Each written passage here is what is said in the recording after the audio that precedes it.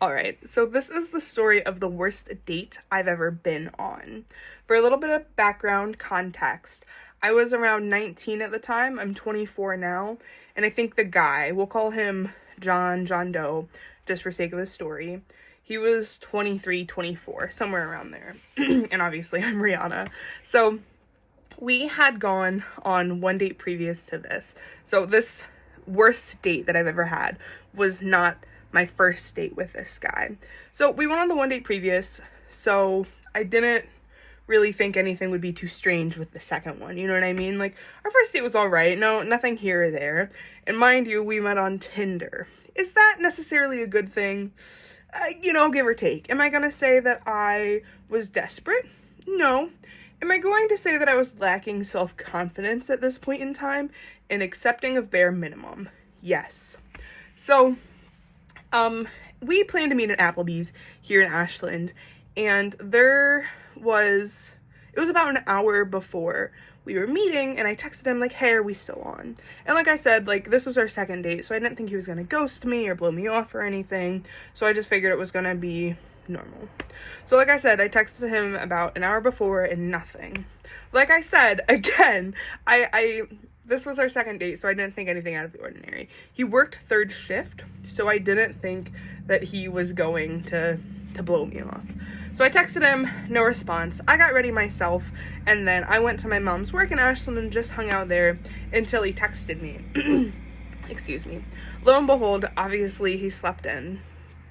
So, I said, that's fine, like, do you just want to aim for, it was like an hour later after our original, like, setup time. So, sorry, my cat is right here. Say hi, Luna. So, so, he texted, said, like, sorry, I slept in. He worked third shift. I said, that's fine, like, let's just meet there at whatever time. He said, oh, great. Okay, great. I'll see you there. Great. Fabulous. Thought I'd be good to go.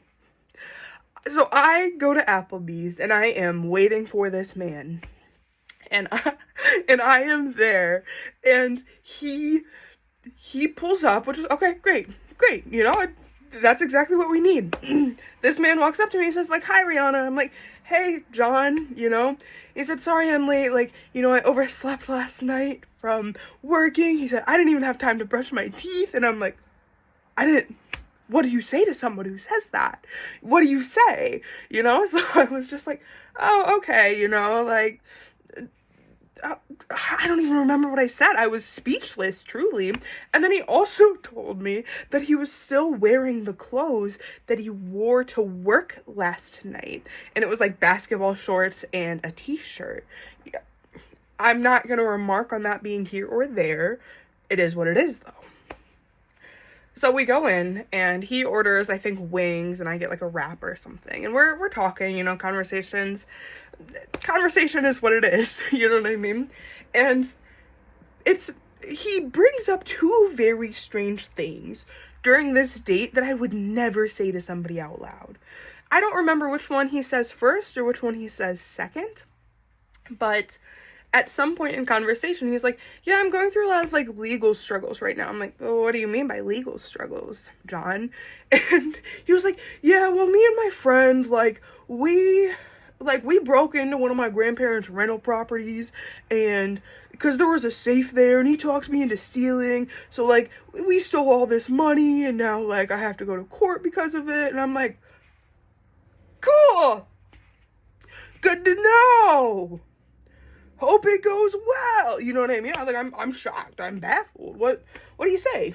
And then another point in time in this state, like, he was just talking about his work or whatever, and he was saying, like, the night previous, so, the shift that he just worked, he was telling me that him and his coworkers were sitting around talking about, like, which coworkers they want to sleep with, and their foreman came over and was, like, yelling at them about it, and he was like, I don't see what the big deal is. I'm like, this is our second date, and you're telling me this?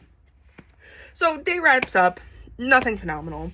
And then he texts me, later, like, when can I see you again or something? And I can't have it. I'm done with it, So I respond to him, and I text him back. I say, hey, John, nothing against you, but I don't like how you talk about women. I don't like that you literally told me you didn't brush your teeth, and I don't like that you stole from your grandparents. I don't want to be a part of this. Like, hope you have a good life, dog, you know? And that taught me a lot, I think, is all I have to say.